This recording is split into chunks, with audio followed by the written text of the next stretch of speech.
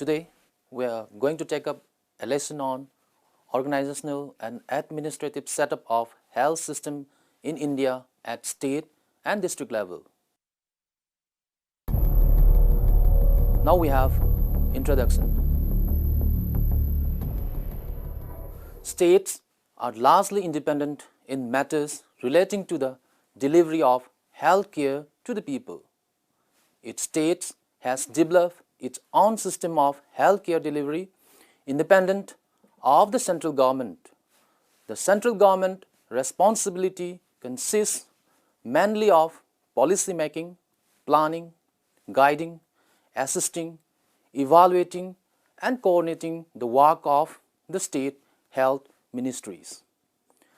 The organization at the state level is under the State Department of Health and Family Welfare in its state, headed by Ministry and the Secretariat under the charge of Secretary or Commissioner, belonging to the cadre of Indian Administrative Service. Now we have State Health Administration. At present, there are 29 states in India, each state having its own health administration. The organizational pattern of state health administration is headed by State Ministry of Health and Family Welfare, with the appointment of one state director of health for the smooth conduct of the department. Some of the functions of State Health Director are listed below. Number 1, studies in depth the health problems and need in the state and plan and scheme to solve them. Number 2, provide curative and preventive services. Number 3, prevents any outbreak of communicable diseases. Number 4, make provision for control of milk and food sanitation. Number 5, promotes of health education. Number 6, promotes of health programs such as school health, family planning and occupational health. Number 7, supervises of primary health center. Number 8, establishes training for health personnel. And number 9, to coordinate of all health services with other ministers of state such as Minister of Education, Central Health and voluntary groups.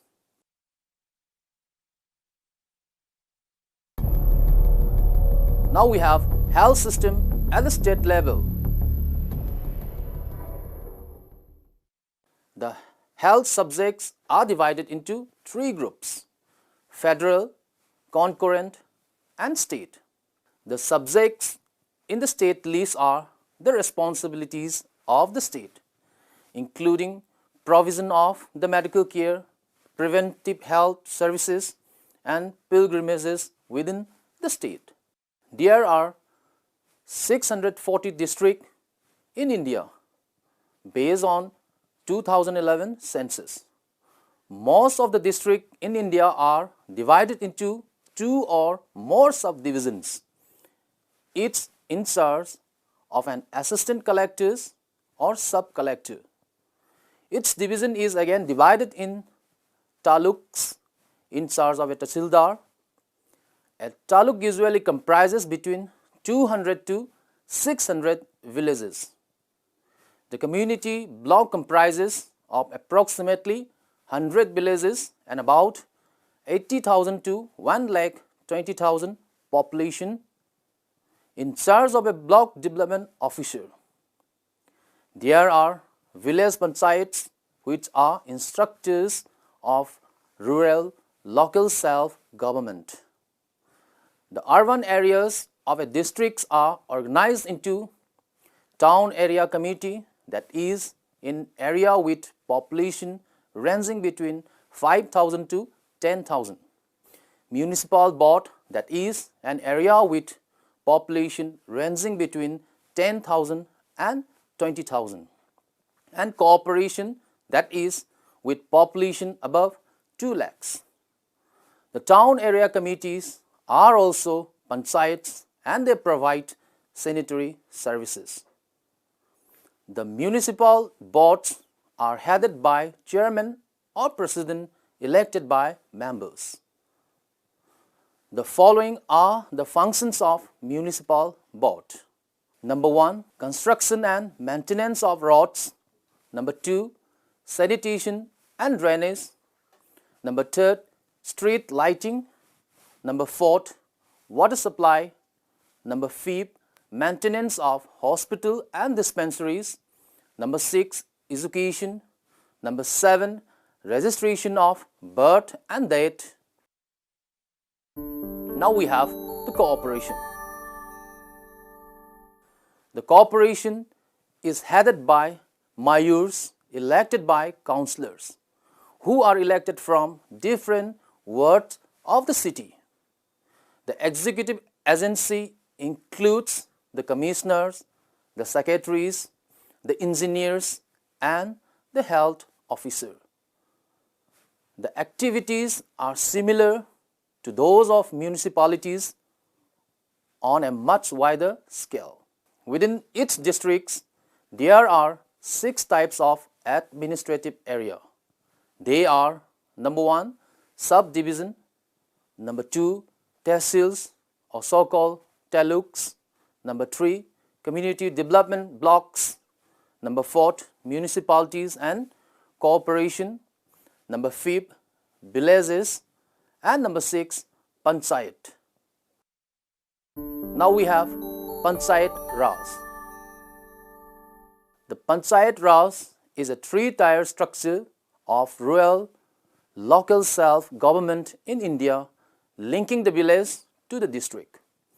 It includes number 1, Panchayat, that is at the village level. Number 2, Panchayat Samiti, that is at the block level. Number 3, Zila Parishad, that is at the district level. Now we have Panchayat at the village level. The Panchayat consists of number 1, the Gram Sabha, number 2, the Gram Panchayat. Then we have Gram Sabha. It is the assembly of all the adults of the village which meet at least twice a year. The Gram Sabha considers proposal for taxation and elect members of the Gram Panchayat. Now we have Gram Panchayat. It is the executive organ of the Gram Sabha and an agency for planning and development at the village level. The population varies from 5,000 to 15,000 or more. The members of the Panchayat hold offices for a period of 3 to 4 years. Every Panchayat has an elected president, that is Sarpanch or Sabhabati or Mukhya, a vice president and Panchayat secretary. It covers the civic administration including sanitation and public health and work for the social and economic development of the village. Now we have Panchayat Samiti, that is at the block level. The block consists of about 100 villages and a population of about 80,000 to 1,20,000. The Panchayat Samiti consists of Sarpanch, MLAs and MPs residing in block areas, representative of women, scheduled caste, scheduled tribe and cooperative societies. The primary function of the Panchayat Samiti is to execute the community development program in the block. The block development officers and his staff give technical assistance and guidance in the development work. Now we have Zila Parishad, that is at the district level. The Zila Parishad is the agency of rural local staff government at the district level. The members of Zila Parishad include all heads of Panchayat Samiti in the district, MPs, MLAs, representative of scheduled caste, scheduled tribe and women, and 2 persons of experience in administration, public life or rural development. Its function and power vary from state to state. Now we have healthcare system. Healthcare system can be categorized into the following manners. That is, number 1, at village level, number 2, at sub-center level, number 3, at primary health center. Now we have at village level. At the village level, elementary services are rendered by village health guide, local dayas, Anganwadi workers and accredited social health activists, so-called ASHA. Now we have village health guides. Village health guides is a person with an aptitude for social service and is not full-time government functionaries. Village Health Guides scheme was introduced on 2nd October 1977. Functions of Village Health Guides. Number 1, provide treatment for common minor ailments. Number 2, first aid during accident and emergency. Number 3, maternal and child health care. Number 4, family planning. Number 5, health education. Next we have local dayas. Most deliveries in rural areas are handled by untrained dayas. The training for dayas is given for 30 working days. Each dayas is paid stipend of rupees 300 during the training period.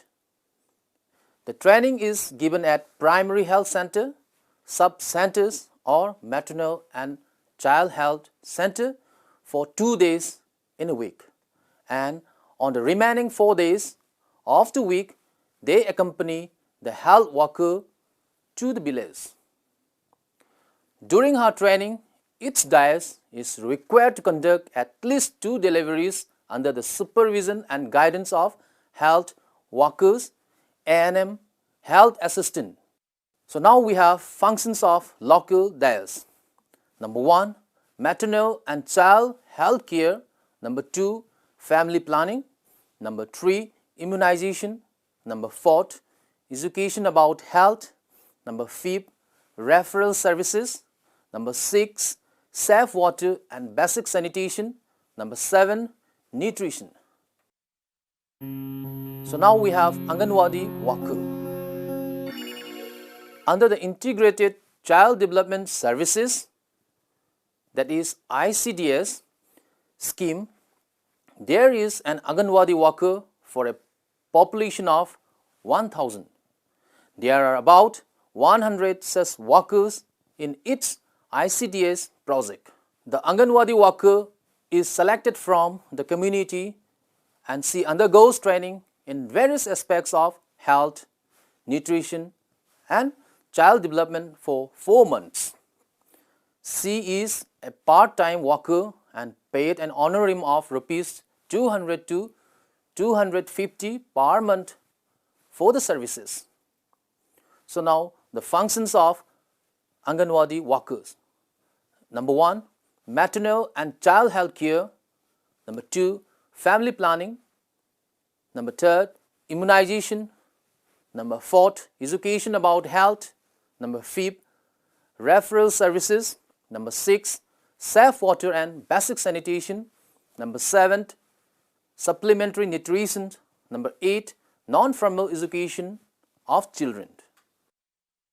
Next, we have Accredited Social Health Activists, so-called ASHA. One of the key components of National Rural Health Mission is to provide every village in the country with a trained female community health activist, that is ASHA, or Accredited Social Health Activists, selected from the village itself and accountable to it. The ASHA will be trained to work as an interface between the community and the public health systems. Then we have role and responsibilities of ASHA. Number 1, provide information to the community on determinants of health such as nutrition, basic sanitation, hygiene practices, and healthy living. Number 2, she will counsel women on birth preparedness, importance of self-delivery, breastfeeding and complementary feeding, immunization, contraception, and prevention of common infection including reproductive tract infection, sexually transmitted infection, and care of the young child. Number 3, ASHA will mobilize the community and facilitate them in assessing health and health-related services available at village or sub-center or primary health centers such as immunization, antenatal checkup, postnatal checkup, integrated child development services, sanitation, and other services being provided by the government. Number 4, ASHA will provide primary medical care for minor ailments such as diarrhea, fever, and first aid for minor injuries. Number 5, she will also act as a depot holder for essential provisions being made available to every habitation like oral rehydration therapy, iron folic acid tablet, chloroquine, disposable delivery kits, oral pills and condoms, etc. She will inform about the birth and death in her village and any unusual health problems or disease outbreak in the community to the sub-center or primary health center. Number 6, she will promote construction of household toilet under total sanitation campaign. So now, conclusion. States are largely independent in matter relating to the delivery of health care to the people.